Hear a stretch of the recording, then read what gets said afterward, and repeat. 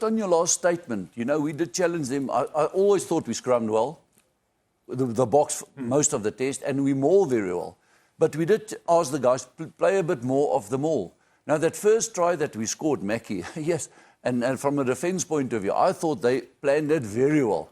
And if we go through that clip, with the Springboks, when they set up that maul and Hendricks went off with Malcolm Marx when they went blind there, I thought it was superb. Before that, let's have a look at how we're stopping them all and at our tight play with the forwards. I'm very excited about that. Here it comes now. We go for that maul, and they lifting the guy in the middle, but we spine and line, we're pumping legs. All the fundamentals are there. We get good guidance from Hendricks at 9. So all the play of that is superb. Have a look at now for me at number 10. What he does as well, how he controls the situation. But our mauling is our strength. And if we go through that clip that we want to illustrate on this, it's still our strength. Yeah. And we put the knife in, we turned the knife, we got the bonus point at the end. I want to give them more credit. With the away win, lots of pressure. It's tough in Buenos Aires. You guys I was there, you were there. All of us were there. It's good. It's a very good win. But the play of the maul is getting better and better and good. Well done to the coaching staff. Yeah, if we look at our first try that we scored, which the clip will come up just now, I thought we were really smart in terms of firstly where to get the space in the lineout, because a lot of teams will do analysis and understand that we will go for where the ball or the space is within the lineout. So if you look at this one now, Gonzalez, firstly, I thought the setup was totally wrong. But great call from the Springboks, just in identifying the space at the back and knowing that if we get the ball there, we can actually cause harm. Now, Gonzalez, his role there was to sack and pull the ball down, which he totally missed. Okay. From there on, there was actually chaos from every single second, because then Montoya, who's supposed to cover on the blind, joins on the open side. We loses a number on the blind. Then the tighted lock also comes onto the open side.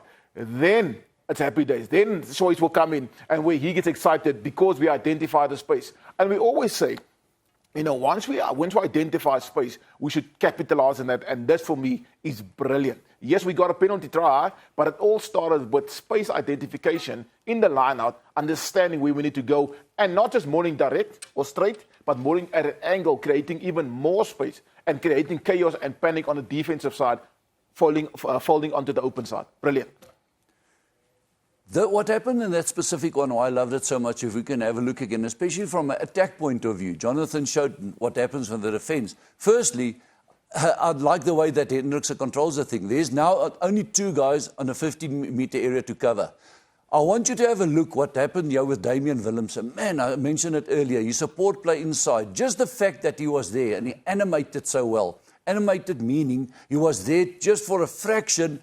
He gave Moody to throw a dummy inside, and that guy supposed to tackle Moody now just checked for a little bit, and brilliant try. So if Damian was not there and he stayed on the open side, Moody had no one to use as a dummy passer to. For me, that's good planning. The communication from Marx when to come out. Remember, his head is stuck in there. He doesn't know about the 2 guys on the blind. So who controls that? Who's the decision maker? Definitely. Who's the communicator? Hendricks. Hendricks is the communicator, and he said, guys, it's on now, bring it. And then with Willemse coming inside, he just gave Moody that chance to look inside. Some guys would argue the skip pass wasn't on because it gives the defence chance to tell those guys, but the guys in the final whistle for a hooker on the left-hand side. Yeah. We'll take that skip pass. To have the foresight to play it flat to make sure that he gets the space on the outside. That was the quality of a pass, that. It was, and another thing, it was with the left hand. Yeah. And we discussed it earlier. Most of the good passes with the box lately is with the right hand. So suddenly your head is stuck in, come out, good communication, give the skip pass. Willem says, brilliant. He's shouting hard, inside. And by shouting, he just looked inside. Oh, man, and this Canaan, guys, a bit of JP Peterson. Absolutely. So a lot of, I just love it there. Even... There's motion, Swys. There's motion, so yes. the defense can't leave you. If the defense leave you, then you go by yourself. So I think again the motion that we went into the blind with kept the defense honest. But again, it started all with the setup that the RGs actually, I don't know what they were thinking, but it didn't work. But also, John, because we've taken it over the 15, and we did a couple of times throughout the match that we took it over the 15 to create the space on that blind side as well, which obviously puts the defender in a little bit of a conundrum. Now, do I go back to the open? Do I come blind? Absolutely. But who made the final clean there? Our fly-off. Guys, traditionally our fly-offs go in the pocket. They control the open side. They want to see when the cross kick is on. Willem, so I love what I see there. He's got components of a brilliant guy going forward. There's one concern, though. One little concern. His kicking game.